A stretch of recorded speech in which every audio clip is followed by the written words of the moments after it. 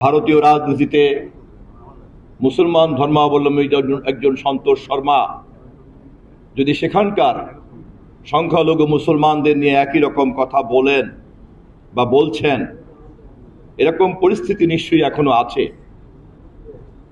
এবং বাংলাদেশের সন্তোষ শর্মা আর ভারতের মুসলমান সন্তোষ শর্মা, তাদের সমস্যা কিন্তু কম বেশি একই। আমাদের সন্তোষ শর্মা সমস্যার যে চেহারা হাজির করেছেন তা আমরা সকলে যেমন বুঝতে পেরেছি, ভারতের মুসলমান সন্তোষ শর্মা একই ভাষায় ক্ষোভ, বিক্ষোভ, অভিমান যখন ব্যক্ত করেন, সে সমস্যা কারা তাও তো নিশ্চয়ই আমরা জানি, তাই না? এবং এই ধরনের সমস্যা যারা তৈরি করে তারা সব দেশেই কিন্তু ধর্মের ব্যবসা করে। তারা সব দেশেই ধর্মের নামে মানুষকে বিভক্ত করতে চায়। তারা মানুষের ধর্মের অনুভূতিকে বিভক্ত করতে চায় এবং তারা পরস্পর গোপনে আলাপ করে বিভিন্ন ধর্মের মধ্যে ধর্মান্ধতা এবং জঙ্গিত্ব তৎপরতা চালানোর জন্য বলে। কেননা একজন যদি এই কাজ করে অন্য একজনও একইভাবে উপকৃত হয়। যখন বাংলাদেশের মাটিতে আমরা দেখি এখানকার ধর্মান্ধ গোষ্ঠীরা ডাক দিয়ে বলে তুমি কে আমি কে, অমুক ধর্ম তমুক ধর্ম, তখন আমরা বলতে চাই তুমি কে আমি কে, বাংলাদেশি বাংলাদেশি। আমাদের পরিচয় একটাই, যেটা আমাদের নেতা তারেক রহমান আমাদেরকে জানিয়েছেন, বুঝিয়েছেন এবং তার ভিত্তিতে আমরা গত নির্বাচন করেছি এবং সেই কারণেই আপনারা আমাদেরকে ভোট দিয়েছেন।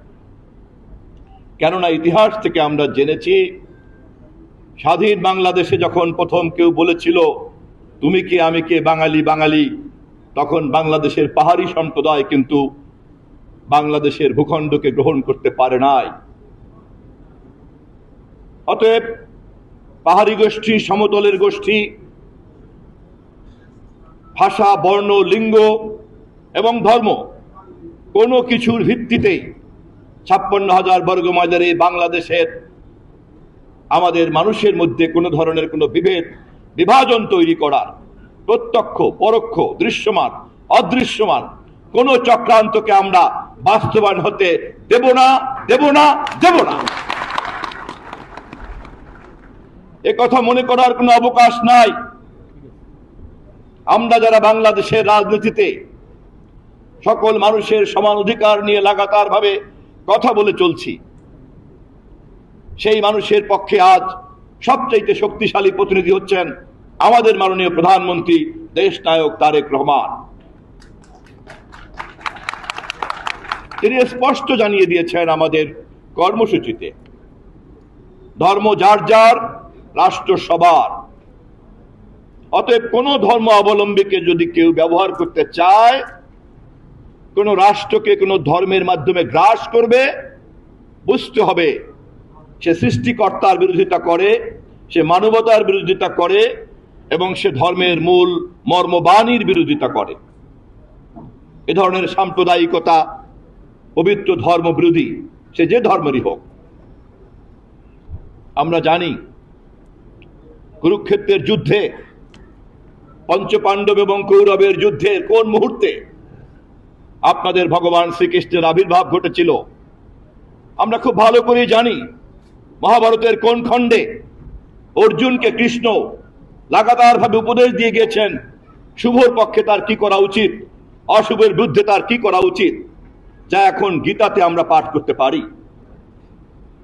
অতএব মূল যুদ্ধ হচ্ছে অশুভের বিরুদ্ধে শুভর যুদ্ধ, মানবতার বিরুদ্ধে মানবতা বিরোধীদের যুদ্ধ।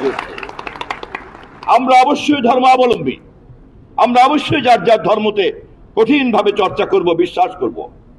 আর সেই কারণেই অন্য ধর্মাবলম্বীকেও আমরা সমানভাবে শ্রদ্ধা করব।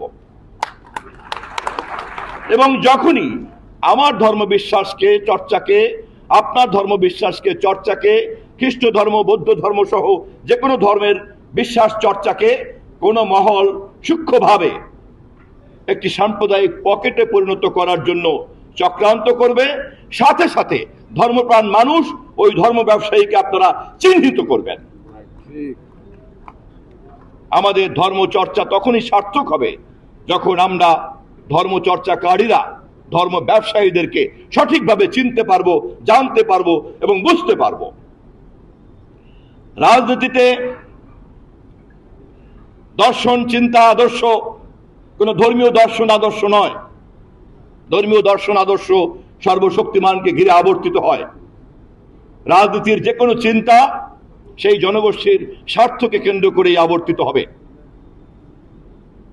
আপনারা যারা নৌকা মার্কায় ভোট দিয়েছেন বহুদিন, অথবা অন্য কোনো মার্কায় ভোট দিয়েছেন, যারা বিশ্বাস করেছেন যে আপনাদের রাজনৈতিক, সামাজিক, ধার্মিক, ধর্মীয় এবং অর্থনৈতিক অধিকারের জন্য এটা করা উচিত, আপনারা কোনো ভুল করেন নাই। যেমনটি আপনারা গত নির্বাচনে মনে করেছেন যে আপনাদের নিজেদের প্রয়োজনেই, স্বার্থেই আপনাদেরকে ধানের শীষে ভোট দিতে হবে। রাজনৈতিক কোনো মার্কা দেবতা প্রদত্ত কোনো মার্কা নয়। রাজনৈতিক মার্কা, রাজনৈতিক দল, রাজনৈতিক নেতা কোনো দেবদেবী নয়। রাজনৈতিক নেতা নেত্রীদের সমস্ত বক্তব্য জনগণের কল্যাণের জন্য। যতক্ষণ পর্যন্ত জনগণ তা কল্যাণ কর্মসূচি হিসাবে গ্রহণ করবে, ততক্ষণই সেই দল এবং সেই মার্কা জনগণের কাছে গ্রহণযোগ্য থাকবে। তা যখন থাকবে না, বর্জন করে ফেলতে হবে।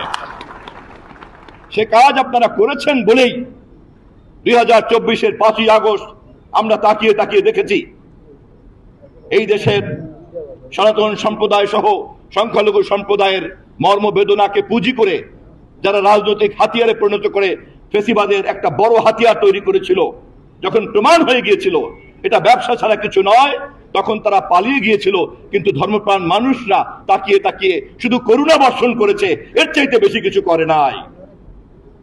আমরা যারা এখন ক্ষমতায় আছি, আপনাদের ভোটে নির্বাচিত হয়ে আমরা ইতিহাসের এই অংশ থেকে গভীরভাবে পাঠ করেছি এবং আমরা জানি আপনাদের কাছে দেওয়া ওয়াদা, প্রদত্ত ওয়াদা যদি আমরা পূরণ না করি, ইতিহাস আবারও পুনরাবৃত্তি হতে পারে।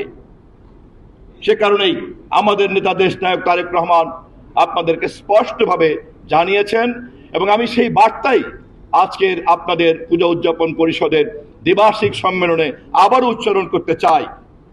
ধর্ম যার যার, রাষ্ট্র সবার। সবাইকে ধন্যবাদ।